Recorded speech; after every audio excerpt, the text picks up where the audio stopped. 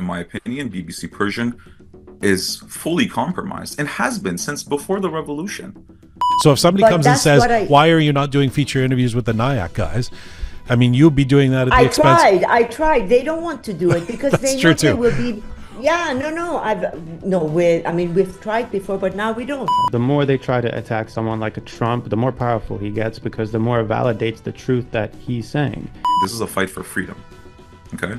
And there are forces at play that want to take away your freedom. We are who we are.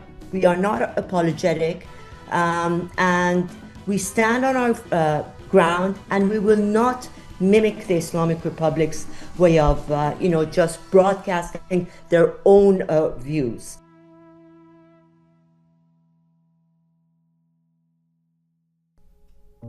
Hi there. We miss the voices of Iran. We miss you. And without you, we lose our voice too.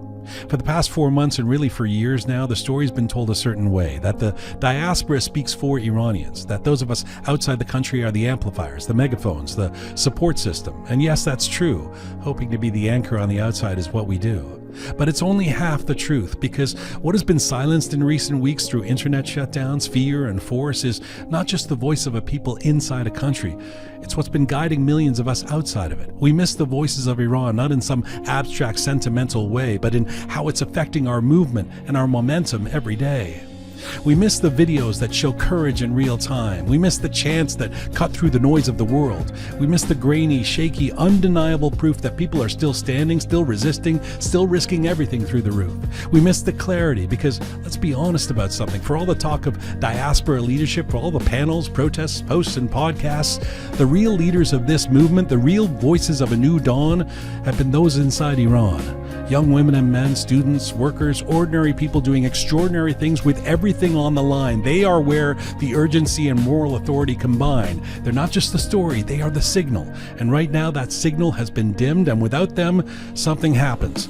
The conversation gets noisier but less clear. The arguments get louder but less grounded, and the divisions feel sharper but less meaningful. And the risk, the real risk, is that we start speaking about Iran without truly hearing Iran.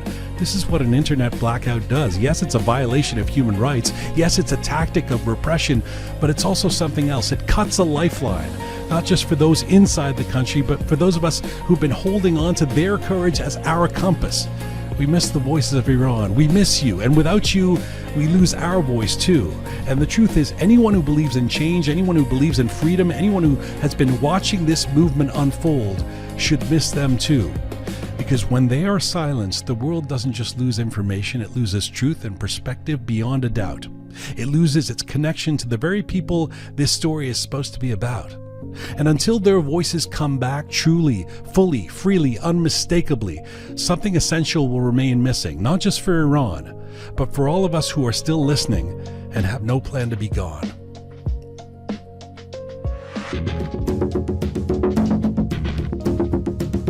It's April 27, 2026. This is Roqe.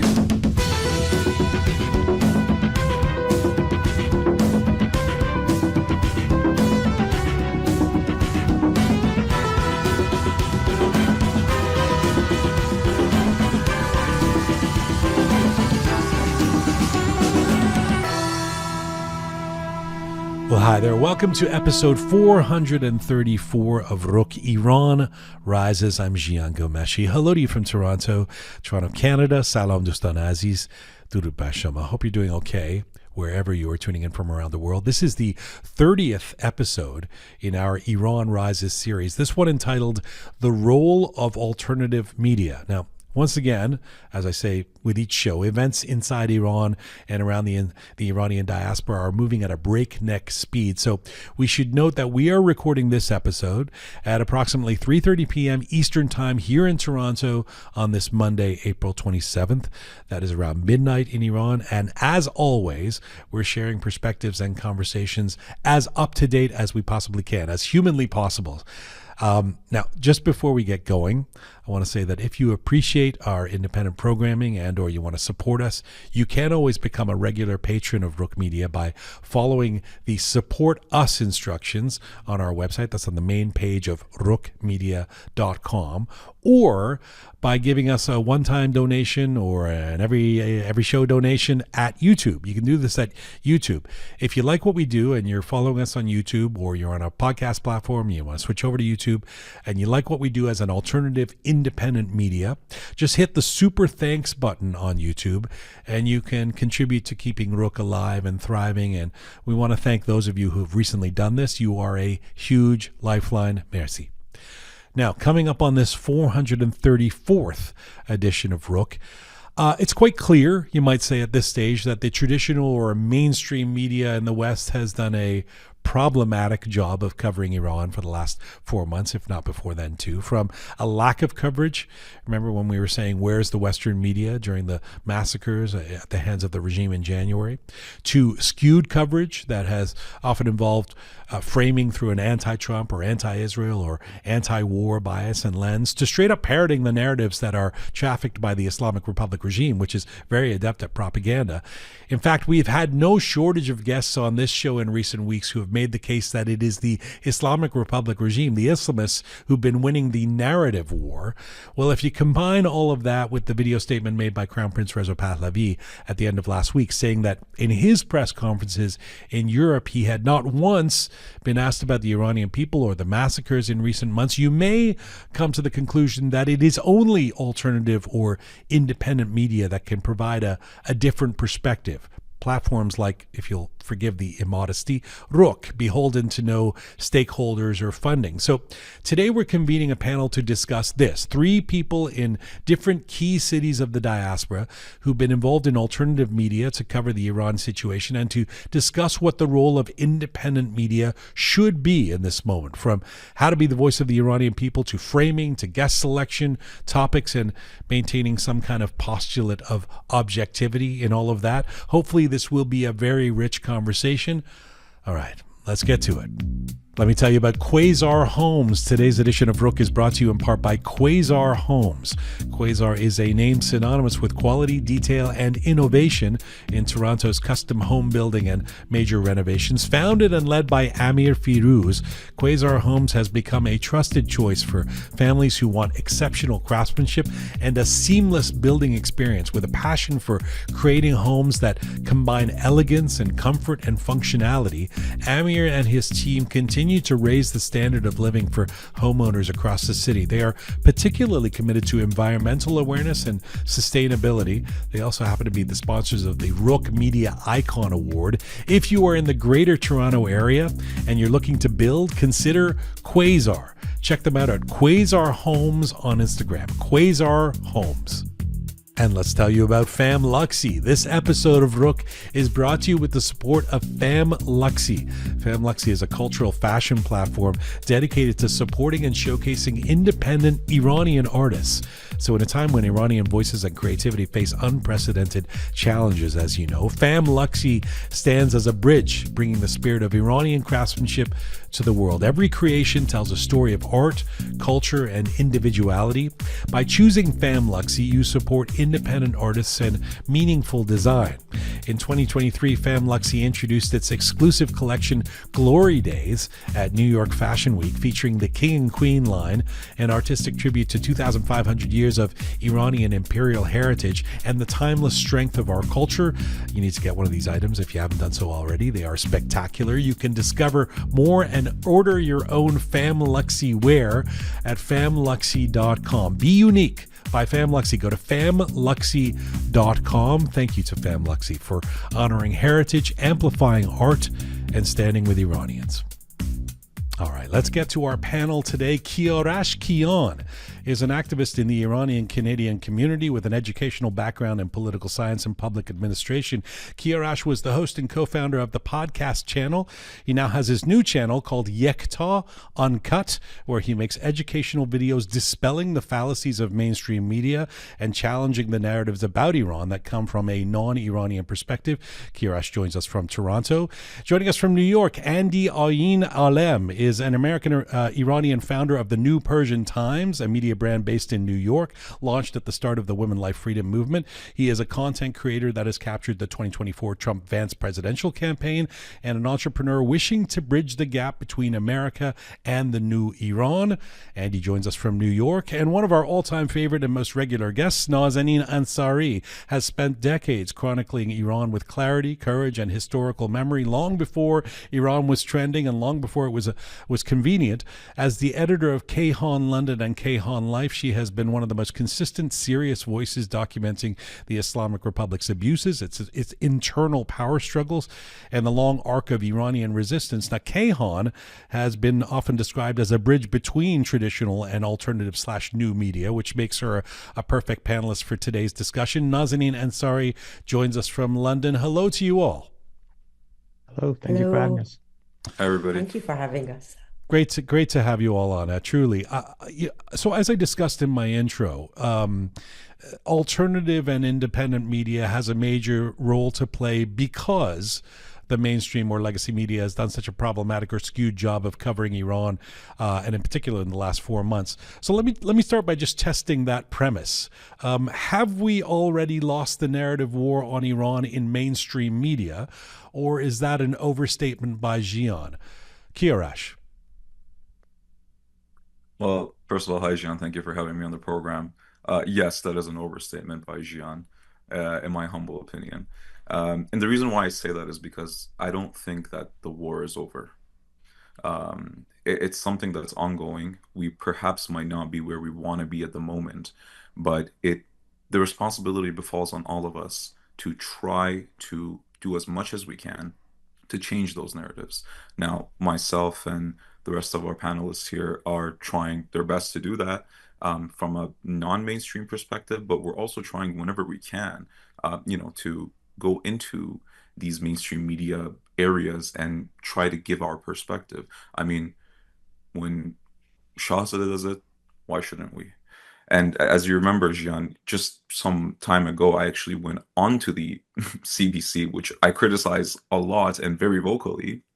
But even when they gave me a chance to go on live and to speak about Iran, I did it because I need people to hear. Want it or not, they have more reach, and we have to do our best to try to retake that narrative and bring that Iranian perspective forward.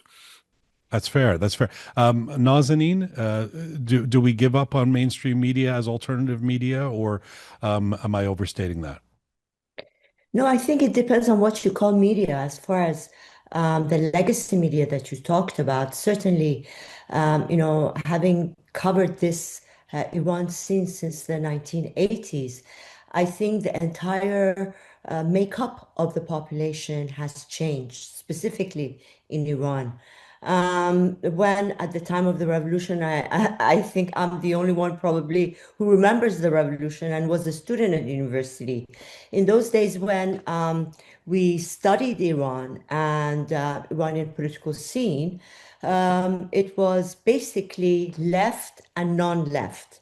So in the 1980s, up until maybe a decade ago, you didn't have the right in politics.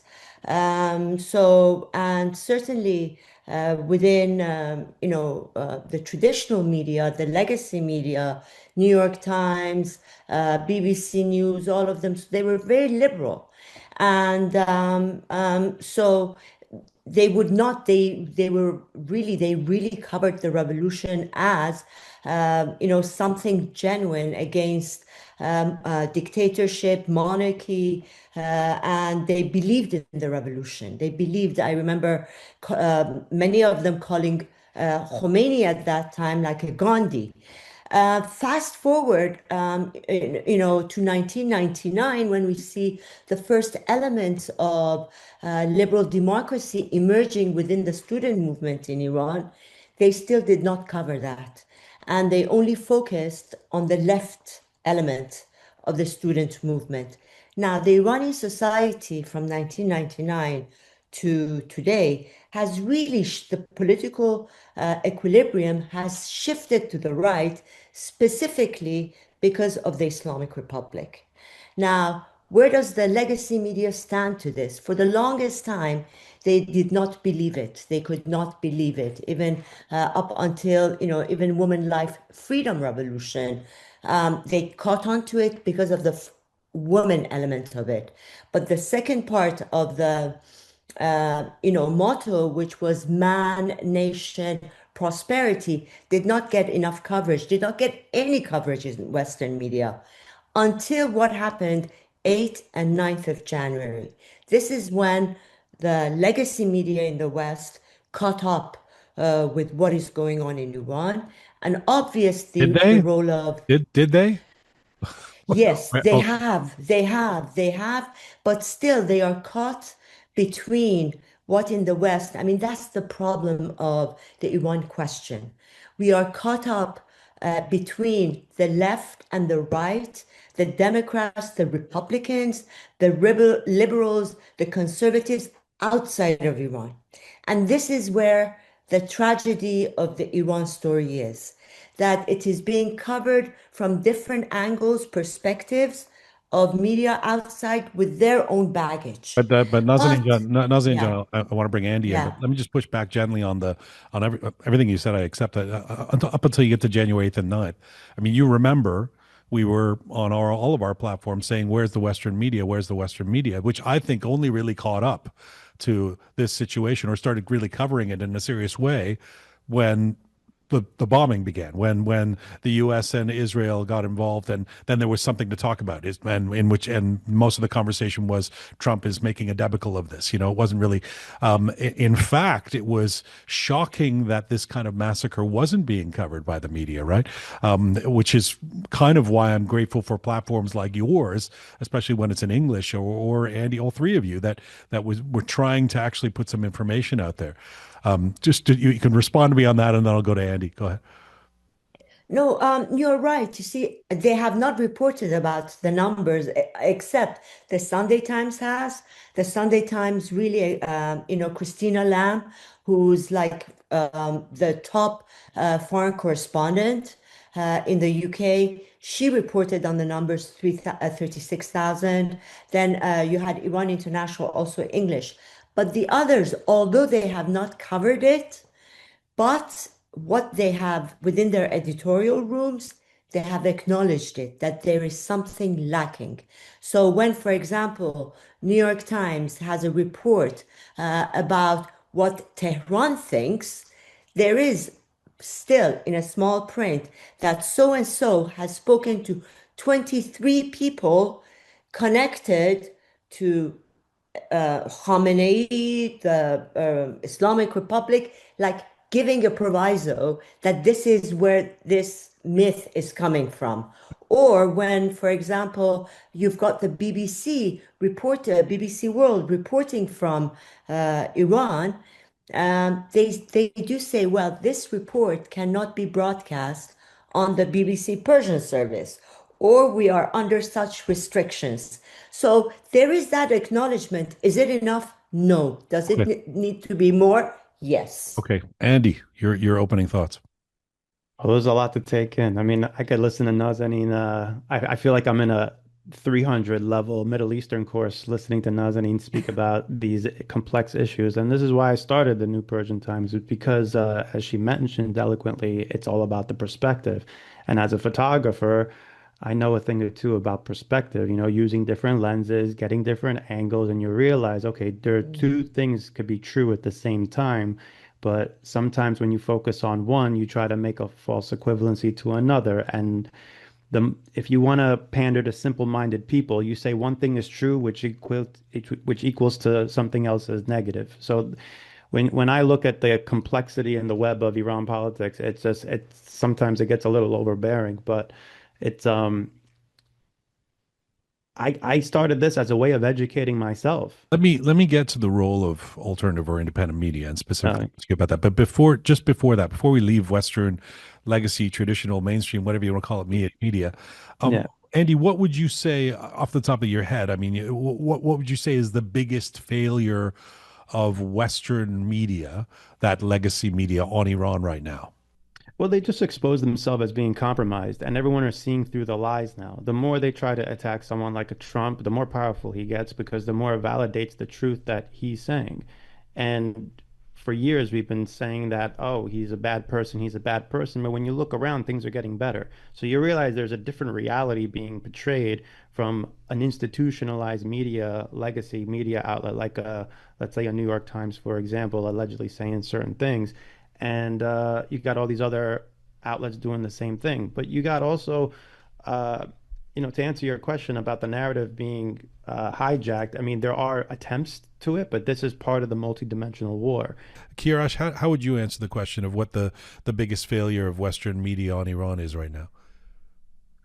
I think we too easily forgive traditional media for not covering Iran properly. Um, we keep hearing that, oh, it's a complex situation. Really, it's not.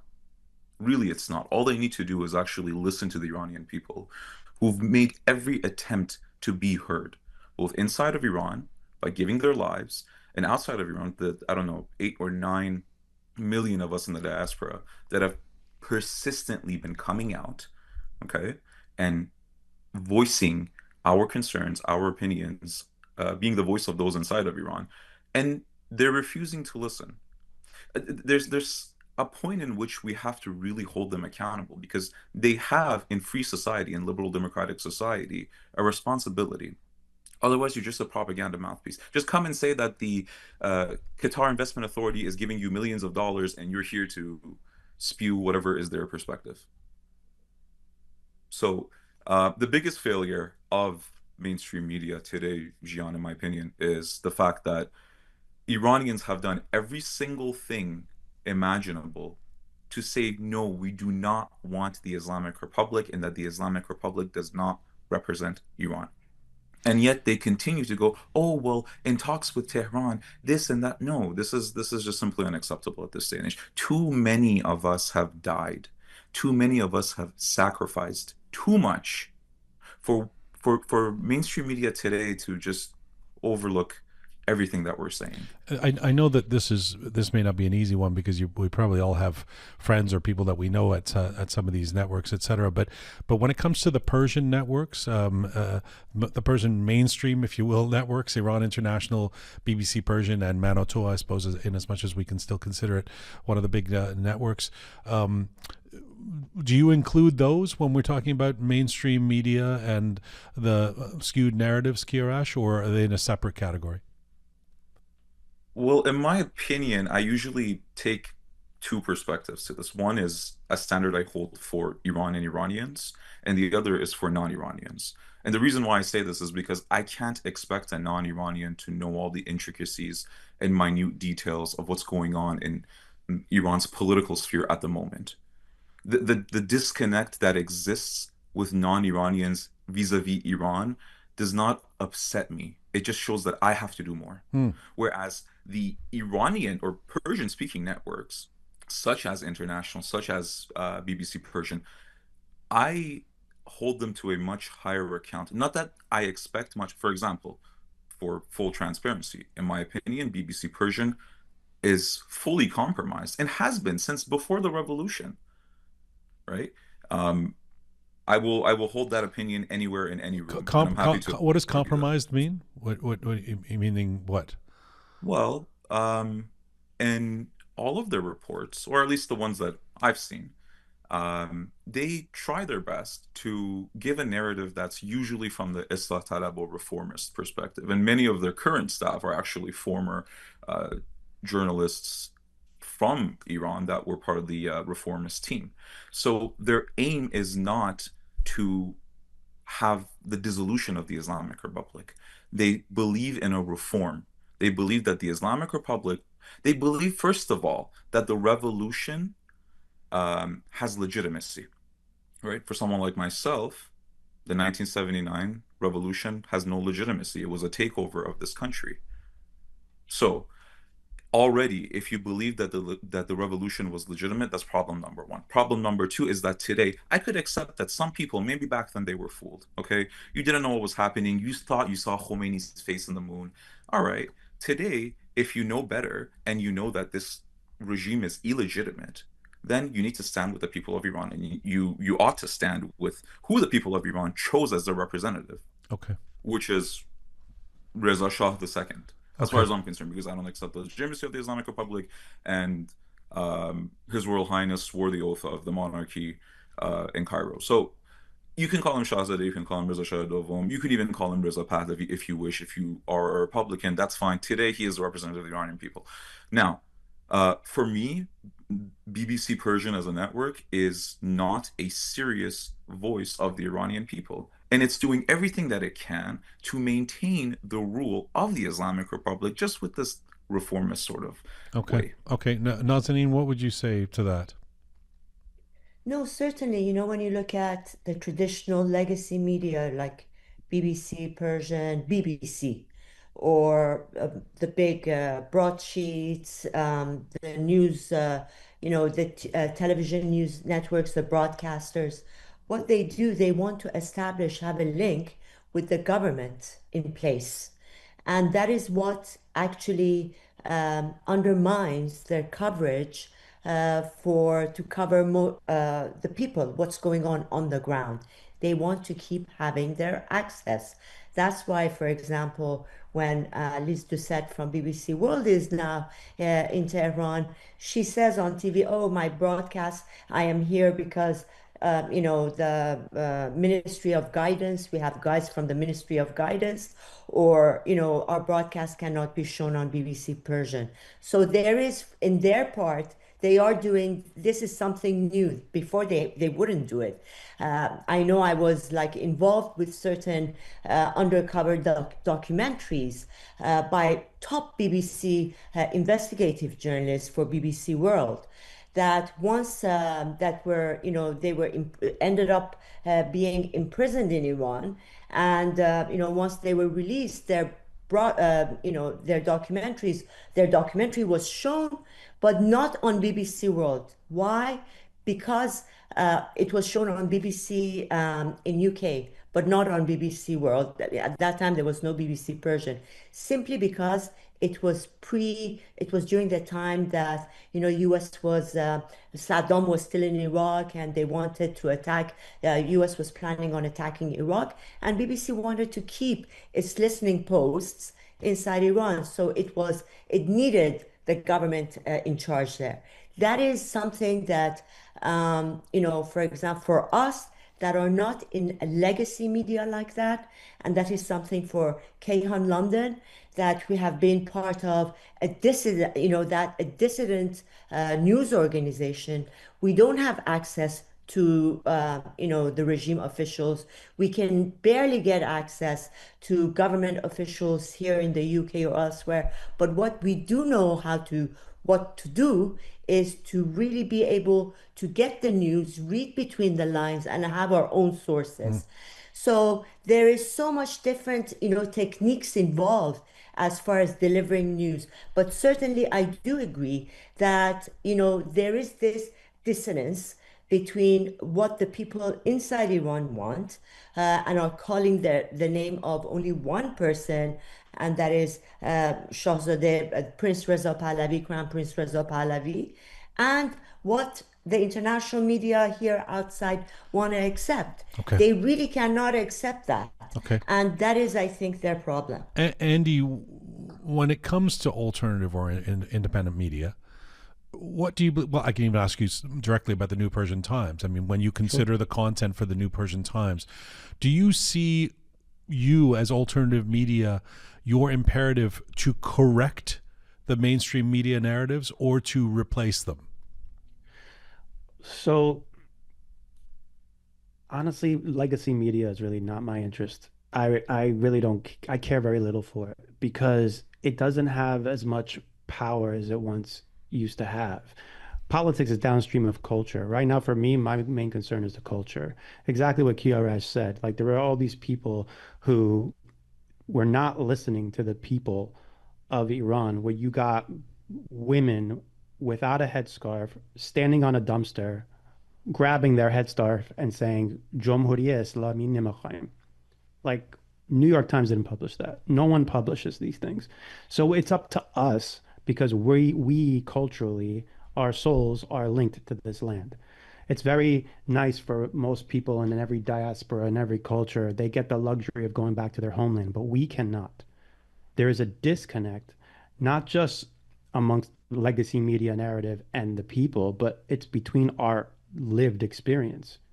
Like I can't go But back Andy, home. Yeah. when you say the, I mean, I understand where you're coming from, certainly, but when you say I don't have time for legacy media, I know, and it doesn't have the power, Yeah. So it for doesn't me, have it's the the power it used to culture. have. Let me just Yeah. finish the question. I mean, surely you know people in the States. I certainly know people in Canada, friends of mine even, who will say, this is terrible that the U.S. is bombing and there's kids dying in Iran. And they'll have no idea that there was a massacre of 40,000 people just a couple of months ago. That's at the hands of the mainstream media, isn't it? I mean, where else are they? It is, but it also depends on like how many people are consuming like mainstream media. More people are scrolling on their phone. Information is now being given on their phone. People are on, they get their information on Instagram, TikTok, Facebook. You know, So they're whether or getting not New incorrect. York They're Times, getting incorrect information on TikTok, or not absolutely. just on from the New York Times or CNN.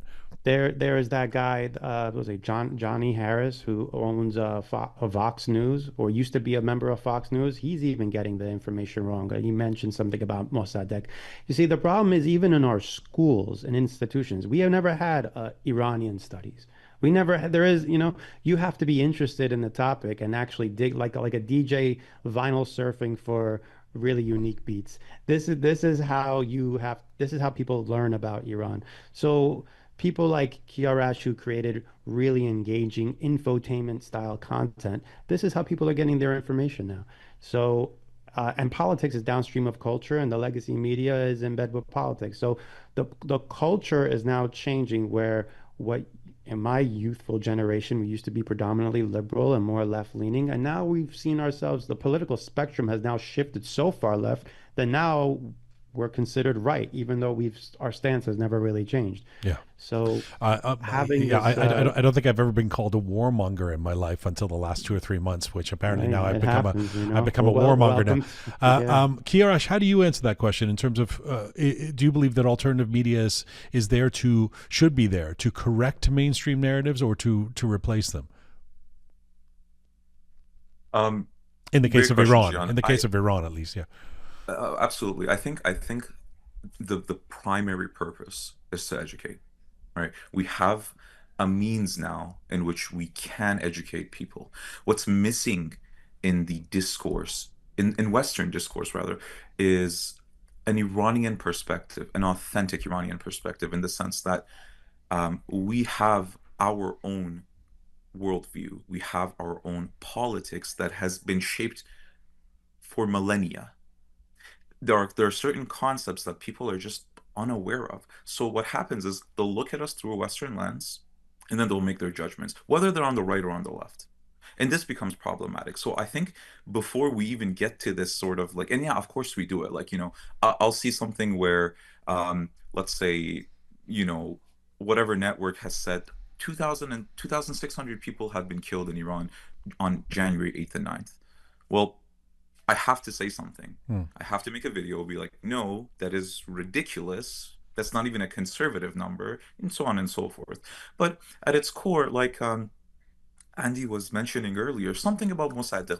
The Mossadegh question has been this sort of like gotcha moment for the average Westerner thinking they know Iran.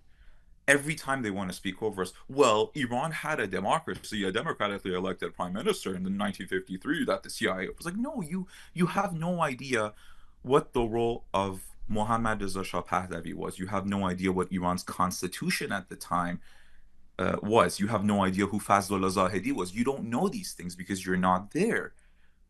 So, and unfortunately, But it's not. ideally, like from a journalistic standpoint, ideally, ideal world, I would want on CNN, on BBC, whatever, if there's a multitude of opinions, even about Mossadegh, as there is about Trump, as there is about, anything in the world, right? As there is about the existence of God, I would want those different viewpoints reflected. I think one of my issues journalistically with mainstream media is you don't see a variety of viewpoints. I only see one viewpoint on Fareed Zakaria, who's supposed to be the some sort of paragon of journalistic objectivity, right?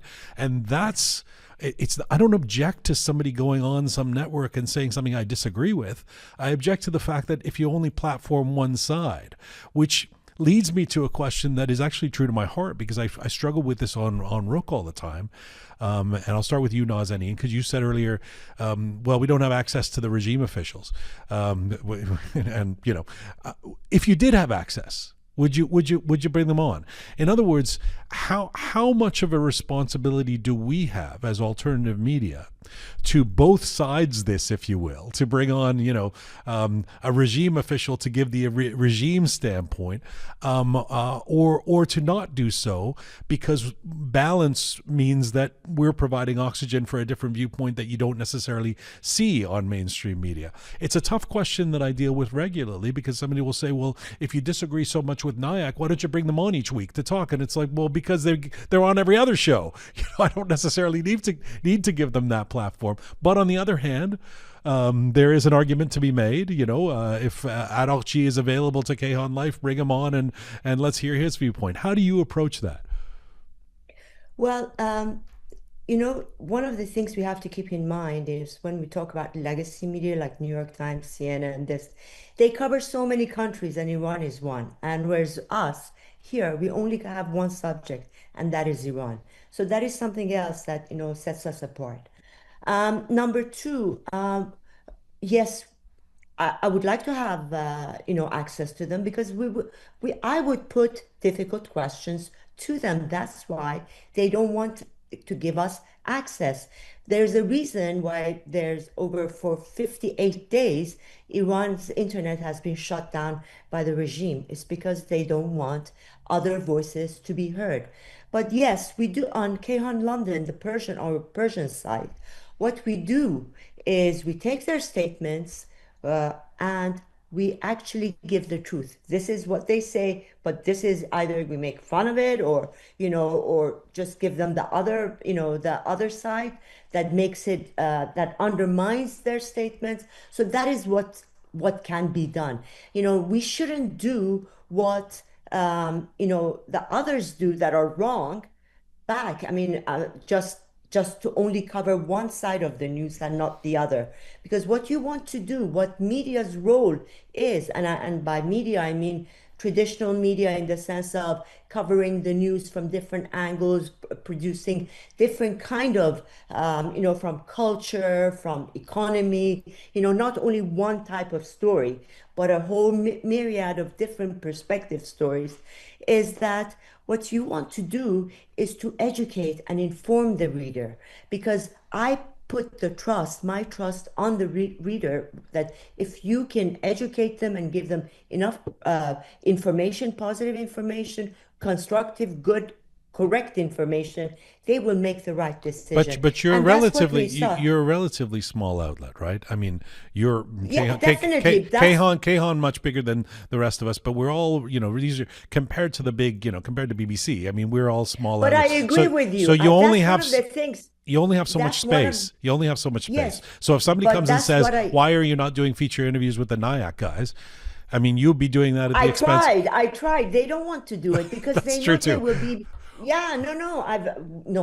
I mean, we've tried before, but now we don't because, you know, they are scared as well because they're scared of difficult questions.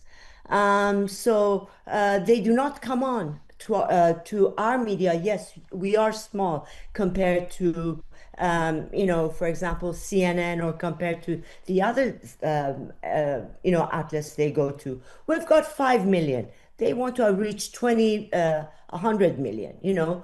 But I agree with you. And this is the responsibility of the legacy media like CNN, New York Times, or even broadcast TV ones. Christian Amanpour, Farid Zakaria, all the rest. If you bring an Iranian expert from one side, bring a dissident as well. put them together, let them answer what, discuss it between themselves. So, and that is what has been lacking, that they think that if they bring only one perspective, one expert, that is enough. No, Okay. when it comes to the Iran scene, you have to bring different experts from different perspectives. And I think that's where Western media are getting it wrong. Andy, in terms of alternative media, independent media, how much do you feel some sort of responsibility to show quote unquote both sides, and how much do you feel like, well, you've got this platform, and your platform should be based on sort of balancing what you see elsewhere? That's a really good question, and like I think that's the moral dilemma that each and every one of us needs to grapple Mm. with. But when it comes to being balanced, you could be as balanced as as as far as your moral boundary allows it to be. So if you can't, if I were to invite someone like a NIAC member or a Trita Parsi, or if Nazanin did that, we're going to get roasted in the comments because we understand that Trita Parsi has like a certain reputation that isn't exactly aligned with the people of Iran and Iran itself, as well as the diaspora. So in the world of media, context matters and names are very, very important. There's certain names that you cannot just be associated with unless there's the way you frame it. So if you want to bring someone like him on, again, I'm just using him as an example. It could be anybody.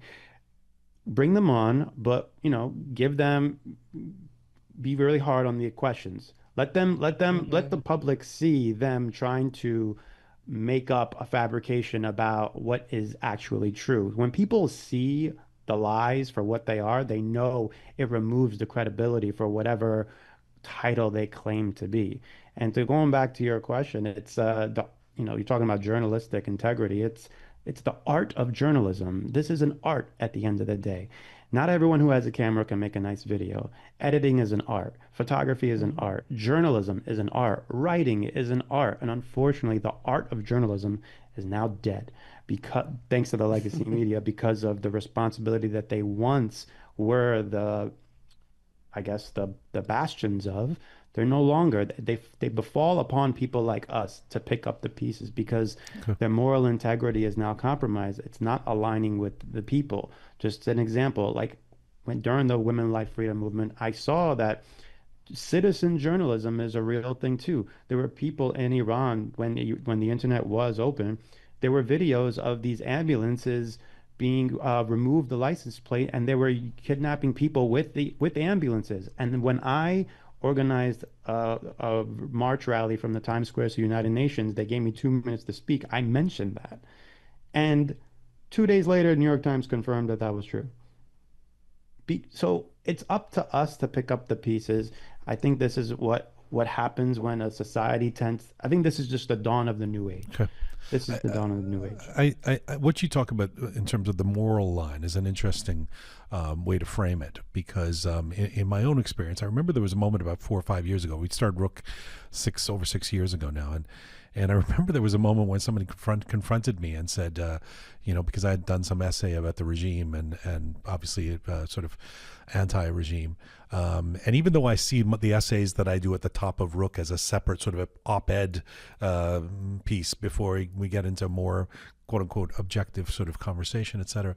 The person was saying, "Well, this is not journalistic. You're just attacking the regime." And I said, "Well, actually, that's if objectivity in the case of my little independent platform means that I have to, agree with the regime or be soft on them, that's not something that's going to happen. So if that's me crossing into advocacy, that's my line. Yeah, That's fair. Kids are dying, right? exactly. But it is an interesting question. Can Iranian Kiarash? Let me put this to you. I mean, can Iranian focused alternative media actually be objective right now, or is it by definition advocacy? And for that matter, is that a bad thing? Um, I'll tie this into what I actually wanted to answer to Miss Ansari. Um, Again, I think we give too much of a pass to traditional media. Okay, sitting down with regime members and saying, oh, look, they said this, is not exactly a good call, in my opinion, at least. Why? Because it's like bringing flat earthers and saying, well, there are people with this perspective. We don't have 100% consensus on the issue that the earth is round. So let's hear from them as well. But one, um, are they actually representative of a large enough number to be able to put them on an equal basis with others? The fact that, for example, BBC Persian or any other network for that matter brings people on, the criticism that we have is, hey, you're not doing anything. You're just giving them a platform to spew their propaganda and their lies. So this is one of the issues. Um, But what about to Nazanin's point about you bring them on and you ask them tough questions, or is that it's just too much? You're platforming a flat earther for you. when you know that they're going to lie regardless, you tell them, hey, what do you have to say about the 40,000 people that you killed for protesting? Like, we didn't kill them. There was no 40,000 people. So no, And then you So show them photos. You show them photos. You give them facts. I mean, that is all about journalism. The art of journalism is to be able to get at the truth by using the correct technique. Journalism is very different than having one platform and just, going out. What is the difference, or else, what is the difference between us, if we're just giving one perspective, and them that they just want to give their perspective? And I do understand I'm stuck between the two. the You difference as is the the young, truth. the youngster, you as the young media that has now a platform thanks to technology, doesn't understand my responsibility as a journalist to be able to provide the true picture, most of the angles of the. I can't do it all, but just taking on, for example, 1953, the myth coup, okay, democratically elected prime minister. The question you can ask them, okay, is, can you please tell me how in a monarchy do you have an elected prime minister? There was no election. It was basically the monarch appointing the prime minister. So if there was any coup, it was a Mossadegh trying to do a coup d'etat against the Shah. So that's the difference, rather. Even worse now. You mentioned the Yeah, picture. Like right now, even the yeah. eight women that Trump mentioned, finally, we have a Mm, president who's actually aligned with us. You have the trickle of doubt that's now overrun in the space of X, formerly Twitter, are now saying that, oh, these eight women are now AI. So even when you present them yeah. with a photo, they're now saying, oh, you see, you could educate these and educate anyone, but if it's not going to land with people, you're just wasting your time. So this But is I, but I, just, but No, I, but I, I genuinely want to hear Kiarash's response to yeah, sorry, I Nazanin didn't because mean to interrupt. no, It no, was no, just, not at all. But it is an interesting debate, and it's something that we all have to face. I'm curious. I mean, because I hear what Nazanin's saying. I mean, about journalism and all that she's just said, and I hear what you're saying, Kiarash. So, what would your response be? My response is that unfortunately, we've come to a day and age where the truth is becoming harder and harder to prove. So, uh, you yeah, have dictatorial regimes, such as the Islamic Republic, spending millions and billions of dollars annually to propagate, to spread lies. And it doesn't necessarily come in the sense of, okay, we're going to explain to you how good the Islamic Republic is. They know that they have no real appeal amongst the people. So they will come, they will fund different media to try to give you a different perspective. America is bad. The West is the worst thing. They're hypocrites. They've done this. They invaded Afghanistan. They went to Iraq, so they have no moral authority. All in an attempt to indirectly absolve themselves, right? Modern media, as a result of the age of technology, to the extent that we have it today, has come to a point where it is filled with propaganda. So the only thing that I can do, that Andy can do, as people that are attempting at least to have something independent, right, is to come out and say, hey, no, this is our perspective. This is how we need to move things forward. And I hope there's no misunderstanding. I do respect that journalistic integrity that you have, Miss Ansari, and your colleagues as well. However, at a certain point, we need to say, no, we need to give the Iranian perspective because again, by saying that these guys should also be heard But in an age where we already know what they have to say, right? But Kiarash, It's what is the to me, Iranian it's a bit. perspective? What's the Iranian perspective? I just saw somebody who went on Al Jazeera claiming to represent Iranians, an Iranian Canadian person who went on there and started talking about how all Iranians oppose this intervention. I mean, and from if you ask that person, she'll say, "Oh, I represent the Iranian people." So, what is the Fair Iranian enough. perspective? Fair enough. But again, that goes back to the same flat earther talk. Okay. Now, you can see the overwhelming majority of Iranians, both inside and outside of Iran, having come out for freedom against the Islamic Republic, right? Not to say, oh, let's reform them. No, they're saying that this regime needs to be dissolved completely.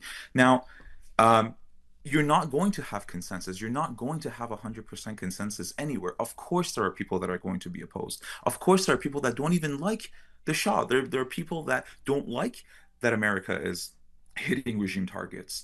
But let's be honest with ourselves. Is that voice the reflection of the majority of Iranians?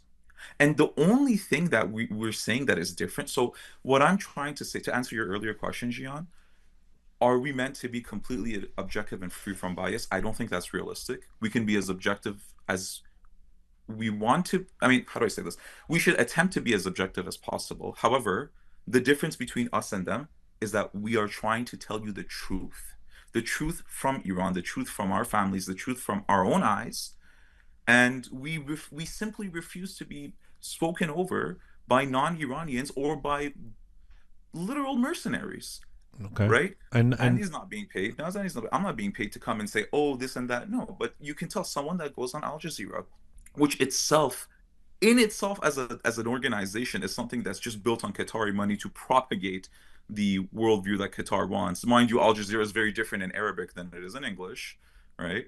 But still, in the West, they try to be super left. In the Arab world, they are very like Muslim Brotherhood, Islam, and whatnot. So, okay. we all know this. We're not.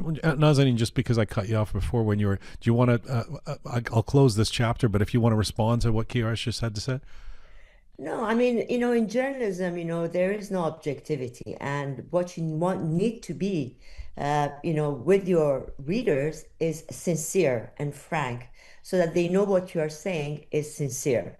That's the most important thing. And also another thing that what Kehan Life does, and I think, certainly we might not have the same reach as, Kiarash and Andy, but we're a bridge between traditional media, traditional journalistic media, and, modern media. And certainly, you can bring two other people with platforms who are on the other side, like spewing the Islamic Republic spiel. And but are they called media? I mean, are they? No. Journalism is very different. We cover news stories. We have coverage of different aspects of Iran. And the way we are different from the others is that number one, we have a legacy for 80 years. And for over 40 something years, we've been, since 1984, we have been against the Islamic Republic. So people know when they come to us, we don't hide it. We are for a free, pluralistic Iran, freedom of expression, and certainly I have enough. I mean, our organization and my colleagues, we really do have trust in the readers to make up their own mind. And I do appreciate that, when Andy says, if I interview, what's his name, Trita Parsi, he will get a lot of negative comments. Yes, we do get, but, I've never been, we have been since 1984 on the wrong side of the what is good. The politically correct. So we are who we are. We are not apologetic.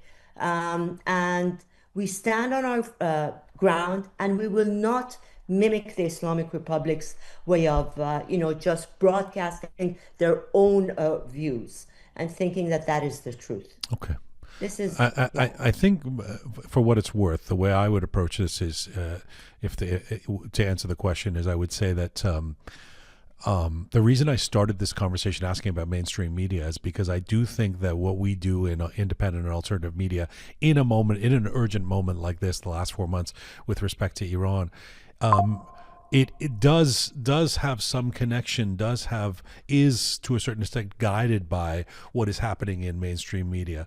And if a certain narrative is missing in mainstream media, then it becomes our responsibility, I feel, to help fill that gap. In other words, if I was seeing lots of voices, as Kiarash, you would put it, the voices of the Iranian people talking about why intervention has been something that Iranians inside Iran have been aching for. If I had seen that reflected in the mainstream media, fully 100%, or at least a proper airing of that, I would feel less compelled to want to house that view, platform that view so much on Roqe. But I mean, this often comes up has come up a few times with respect to Prince Reza Pahlavi. I've been asked, well, why don't you bring on? In fact, I've been asked by some folks who are, very anti-Pahlavi and have been published in Canadian newspapers and have been on TV, etc. Why don't you bring me on the show so I can talk about this? And why are you not bringing on the anti-Pahlavi voices? And my answer to that is, I don't have an issue with bringing on different points of view, but I see that point of view everywhere. That's the point of view I'm Yeah, seeing in the newspapers and on Exactly. They TV. already So, have plenty of so air. what? They Why have do I plenty need of to give space. you this platform as well? I mean, if anything, I'm trying to actually counterbalance that to hear, especially given that such a massive cohort of the Iranians around the world like this person or want this person to oversee the transition, etc. I would rather give the oxygen to explaining that or hearing from that, because I'm seeing it everywhere else. Now, the one thing that legacy media or mainstream media does do, and having someone who worked at a network for years, and I remember when somebody would die, we had to wait until we could really confirm this. There is some degree of fact checking that happens, some degree of yeah. responsibility that you see in mainstream media that honestly, I worry about when it comes to alternative and independent media, especially when one of you brought up social media influencers and stuff. There are often things that are just thrown out there that may be on our side, quote unquote, but would be classified as misinformation and exaggeration, and unhelpful in the long run, I would say. Kiarash, how do we mitigate against that in the independent space?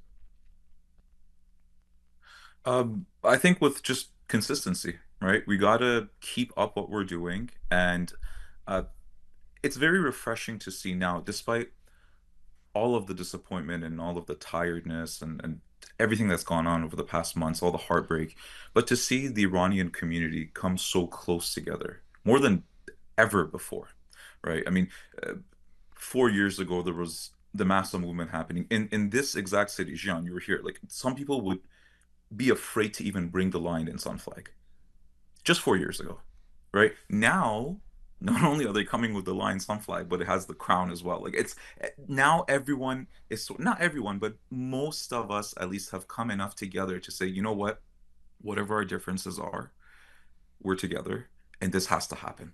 And we have leadership for it, and we have a plan for it, and but it's that consistency because what the Islamic Republic, on the other hand, is counting on is for us to give up the fight, right? They want us to be tired, be heartbroken, and not stay on top of this. They're afraid. They're afraid of the raising of the lion and sun flag, which we had in several of our cities in Ontario, the province that we're in Canada here. Um, they're afraid of people recognizing Reza Shah II. There's, you know, all of it. From imagine from their perspective, they're being attacked from every angle.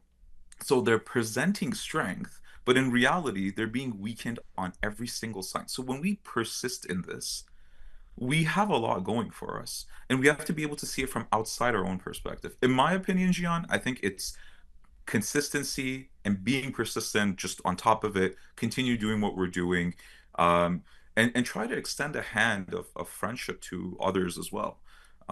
Both perhaps people in our own community that are maybe even to this day still kind of unsure and wondering like, oh, where are we going, sort of thing. It merits having those conversations. I know a lot of people, sometimes myself included, we're we're tired of talking about this over and over and Mm, over again. yeah. But it's important, and of course to our non-Iranian friends and colleagues as well, right? So like I said earlier, we can't have that expectation for them to know what we know. So we have to take the time and sort of explain even the basics sometimes. Andy, how much do you worry about misinformation and exaggeration or straight out wrong data being put out there in alternative Iranian media? You know, it's interesting. Like sometimes like I just let my bias just get the best of me and I just don't care. I'll put it out there. I mean, if I get something wrong, then obviously I'll like for example, when I first started the New Persian Times, I documented a protest. There was this young child with long hair and I posted the photo and I'm like, look at this young girl holding the flag. And then like the parent of the child commented, "Oh, that's a boy." So I wrote, "Oh, I'm so sorry." So I took down the post, right? So it's just we do what you do the best you can. You do your due diligence, and basically we're all getting our information from the same sources. Like everyone is, if one person reports it, we're getting it from there, and we just kind of echo that. So if we got to be very careful, but we do the best we can. Time is limited. We have to put stuff out, and we all have to kind of stand on our ground. But at the same time, I think objective perspective has its limits. At some point, we our subjective experience and perspective is what's guiding all of us towards this unifying vision for a free Iran. Sadly, And what's guiding some folks out there, though, is clicks as well, and yeah, that we're all to a too. certain extent hostages of the algorithms. And I wonder, Absolutely, Andy, and then absolutely. I'll put Yeah. this question to all of you, and I know I can't keep you here forever. It's the second last question, but does I mean something that is clear to me, and I just don't do this kind of content. I never have in my life, so I don't win when outrage is outperforming nuance. But Yeah, are you finding that outrage outperforms nuance in this absolutely. moment, and how does that shape what you do or don't say, Andy? So there are many times where I could have tapped into the outrage side of myself and start putting that out there. I have plenty of ammo to do that, but I've realized if I do that, it would just eat at my soul where I have to keep doing that and keep tapping into the outrage. And that's not the energy I want to put out. I want, because I realize like the algorithm is like the universe. It's a reflection of myself. So I want to be very strategic on how I put information out there where it garners an outrage but it doesn't eat at my soul. So this is a new, I guess, frontier for all of us to learn where the boundaries of our soul lies amongst the where we put our information out there. But to answer what Kiarash and what all you were saying, is that even though we're small, we have strength in numbers. So the fact that all of us bind together, we can be like Captain Planet putting our rings together, and then like the emergent truth just arises out of that. So together, again, I always advocate for unity and strength. So podcasts and discussions like this are very important because we could all tap into each other's reach. And even though we all are slaves to the algorithm, it will garner enough clicks where the truth does come back out. Well, we're probably all aware that this conversation won't get near enough the clicks it would if we were all just screaming, Yeah, but right? one day at a So, time. It's one day at a so, time. It's a, so, it's a, it's a war, you know? I mean, this isn't. There was a version of this as somebody who's also been at this many years, like you, Nazanin. It used to be when it was traditional media was in more traditional platforms. It used to be if it bleeds, it leads. I mean, there was ways in which this always existed. That sort of outrage takes the headlines, etc. But it's definitely amplified. I mean, this is not a new concept. Obviously, that's what kind of feeds social media, etc. It becomes particularly difficult in this moment, though, when you're making decisions, editorial decisions, and you sort of go, well, we can do a nuanced take on this, or we could just come out yelling and know that that's going to get 10 times the amount of shares. How do you navigate that, Nazanin? I mean, for us, it has always been accuracy has always been one motto. Accuracy, impartial reporting. Certainly nowadays, it's very difficult to have impartial reporting. Also, being committed to freedom of the press and freedom from persecution. So these are some of the we've always tried to be insightful. And certainly, we haven't gone for being popular. I mean, we've never paid for, trying to get more followers. So most of our followers, certainly on Kayhan London, And on Instagram, we've got, like only like 500,000 because they won't allow us to grow further. And that's a whole different issue of how traditional, I mean, media giants like Facebook, Meta, all that control the flow of information. But this has always been Not our not to motto. mention not to mention the Canadian government. We can't see your content. Yeah, Yes, yeah. yeah, definitely. And so, whatever we have, our followers are organic. And certainly, I have never wanted, I'd rather be accurate and reflect what is out there than, stray into, advertising and marketing. Because personally, me, myself, I am really, I don't like marketing. I don't like to get advertisements. So, it turns me off. So in a way, we haven't in Kayhan Live or Kayhan London gone for clicks only. But certainly, we have always been pro-constitutional monarchy, certainly as the strongest, cultural and historical legacy of Iran, our heritage, our Persian heritage, and that's what we have always been. And thankfully, the Iranian society has grown, and that's why our followers have grown. But apart from that, I raise my hats off to all of you who are much better at this algorithm play. But certainly, I wouldn't go as far as if we cannot verify, if it cannot be an accurate information, that is our reputation, and we don't delve in that. Kiarash, before our final question, a quick word from you on outrage outperforming nuance. Uh, But I'll partly tell you because something. I consider the work that you do quite nuanced overall. I mean, it usually has a Yeah. viewpoint, but you're not usually yelling or there's no obscenities, there's no funny videos, there's no. I mean, you just sort of you try and give a what seems to be a balanced perspective in and amongst the opinion you're giving. So you must have considered that you could get more clicks if you were to scream or show more performative outrage or emotion, etc.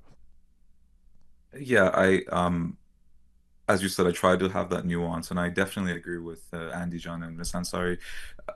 We try our best to have something lasting, right? Now, I have the least amount of experience amongst all of you, and I learned from all of you as well, to be honest.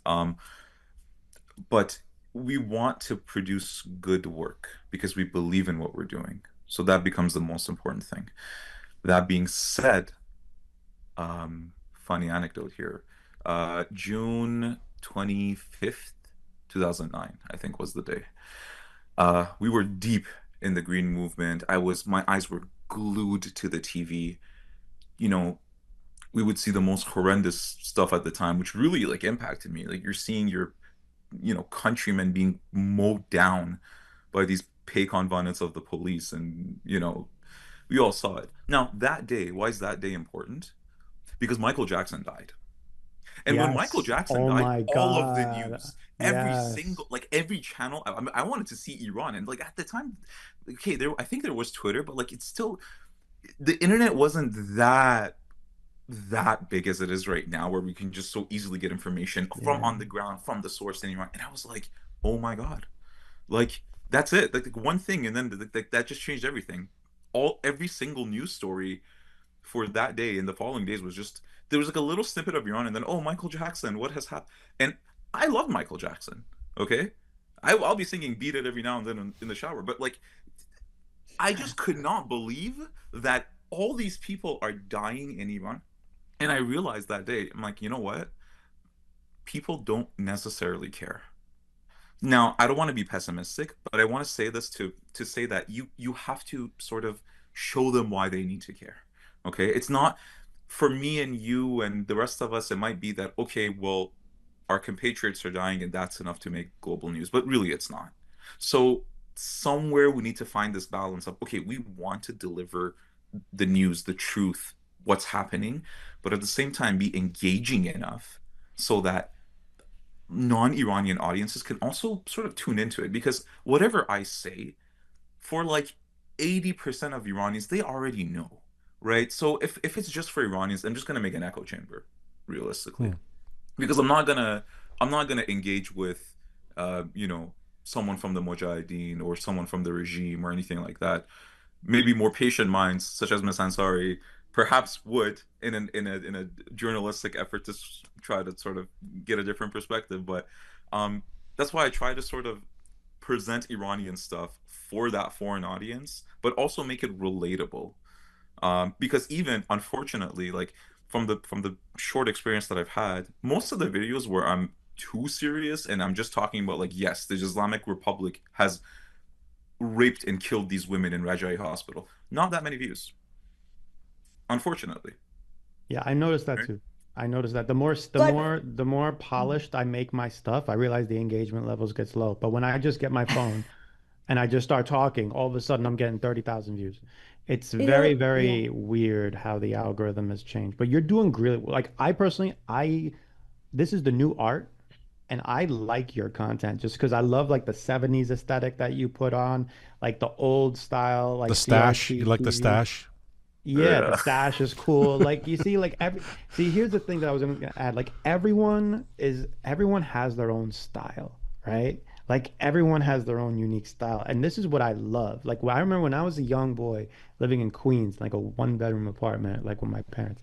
Like the most valuable thing that we had was like a cassettes and like a whole like audio system. And I remember like when I was a little kid gently touching the glass and I saw all these like cassettes of like oh, oh thank you so much. Thank you. Sorry, I got delivery. I used to see all these like cassettes of all these like Persian artists from Fatoneh to Moin to like and looking at all the artwork and I saw like there was so much it was so much colorful, so much diversity, all these different faces. And now like with the current landscape of the way the world is everything is so homogenous and all the same.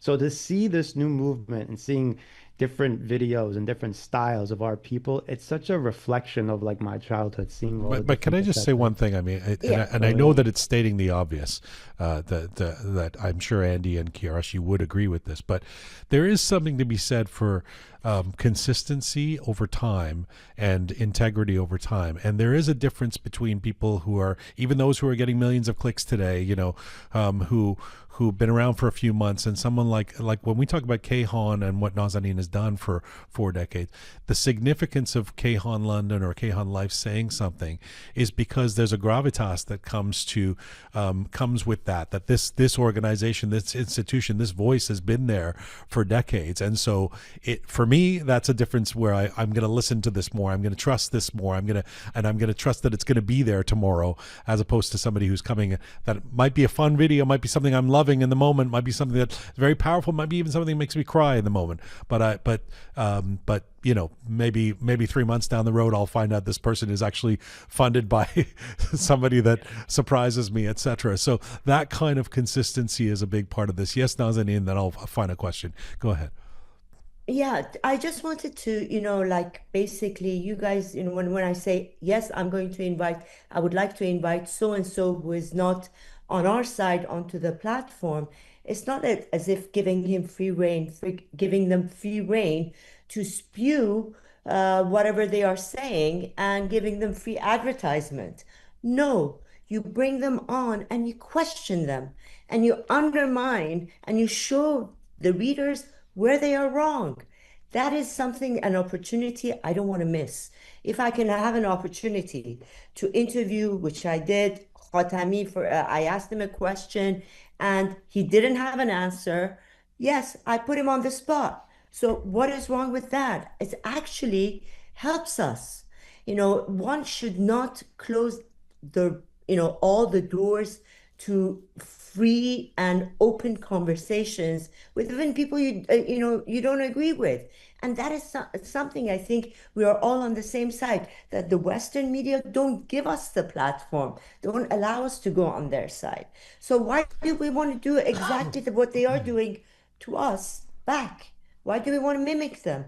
We don't. We need to be authentic and actually undermine, those who are on the wrong side in a very intelligent and Persian way. there is something else too, though, which is that, and this dovetails with what Kiarash was saying earlier. There's a difference between the Iranian audience and the non-Iranian audience. I would trust you much more so, Nazanin, to interview Khatami or whomever, because your audience is mostly Iranian, and they already know the nuances. They already know who this person is. They already know. But I will But on ask him the CNN, difficult questions. but on CNN, especially if it's not a tough, a particularly credible type of interview, it's a platform. You can count on 99% of the audience watching to not know all those nuances. So they might sit there and go, I remember when Christian Amanpour was interviewing the former foreign minister, the guy died in the helicopter, Raisi. Abdullahian, that guy. Abdullahian, yeah. And he was just saying things like, no, we do not kill anybody, and she was like, and I remember thinking, if you're sitting in Kentucky and you're watching this and you don't know the complexities of all this, you don't even know who this guy is, you might go, oh, so there's two sides. There's one person saying there were some murders, and the other person saying, no, we don't kill anybody. Which there isn't two sides. There's a murderous regime. Yeah. So that's a difference between the Iranian audience and the non-Iranian audience, and the responsibilities that we have versus the Western media outlets, I believe, that shirk that responsibility when they bring these folks on. And as you said earlier, Nazanin, at least if you're going to bring them on, bring somebody to counterbalance that. And I don't often see that. I don't often see that when, the NIAC member is on Fareed Zakaria, et cetera. A final question to all three of you. And again, thank you all for making the time. Very simple. What is your personal, what do you see as your personal responsibility every time you hit publish? Start with you, Andy, and then Kiarash, and then last word to Nazanin. Personal, I think just echoing the voices of Iranian people and to just put Iran on the map. That's every time I hit publish, I just think, okay, I'm doing my part. Everybody has their own unique style. I know I do. So I just figured, you know what, this is a way to help just put Iran on the map so people know who we are. Kiarash. I agree with Andy, and I would add on to it by saying that I think that as much as we are very Iran focused, we understand that Iranians, we're part of a greater whole. Okay, I don't want to go too sadly on everyone, but we're presenting this, especially to our foreign audience, as, look, this is a fight for freedom. Okay, and there are forces at play that want to take away your freedom. It's playing out in Iran. It's playing out in other countries. It will play out where you are as well, if it hasn't already. So this is a fight for truth. As the most ancient of Iranian beliefs, that the truth will always prevail and dark will prevail over darkness. That's what I have in my mind, that I need to be an agent for the truth. So nice. All right. And final word to you, dear Nazanin. Well, Kehan is a labor of love for all of us who are working as a team together. It's a labor of love for a country that we love, for our homeland, and because we're an independent media outlet, we offer honest, unprejudiced journalism that is designed to engage and inspire and tell a story and show, to be the news, the go-to source for news about Iranian politics, economy, society, and culture. And we document. This is like, if 100 years from now, people want to find out what went on in Iran, they come to us and they will see the history on our pages.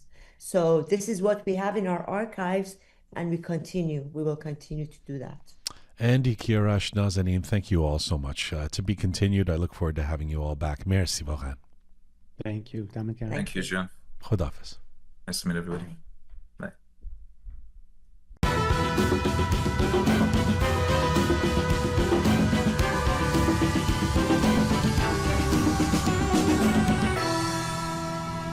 All right. Big thanks to Nazanin, Andy, and Kiarash. It was a stimulating conversation. Lots of food for thought. And if you have some food for thought on that, by all means, let us know. You can email us at info@roqemedia.com, info@roqemedia.com. We do read everything you send us. I promise you. Sometimes we'll read it on the show. And by all means, you can also post, of course, on any of our platforms, comment sections on YouTube, on Telegram, on Apple Podcasts, Spotify, SoundCloud, etc. This is full time for Roqe for today. Thank you to the amazing core team that put this show together twice a week during this Iran Rises series. Roham, the fabulous Sabi Roham Meher, super Parisa Sanjirani, and the photo and video queen Tina Farahi. We want to say a special shout out and thanks to Smart Pega, Charming Kimia, Talented Anahita, Methodical Kalva, and the Rising Kian for your help. Thank you to all of you out there for supporting us and sharing our content. It means something to us when you share our content. We see it, we notice it, we appreciate it, as we do when you subscribe. Please subscribe if you haven't done so already on each or any of our platforms. It is free to subscribe. You can find us on Instagram at Roqe Media. You can find me on Instagram at Jian Ghomeshi. And as ever, in the immortal words of my late Uncle Behrang, Mizun Bashi.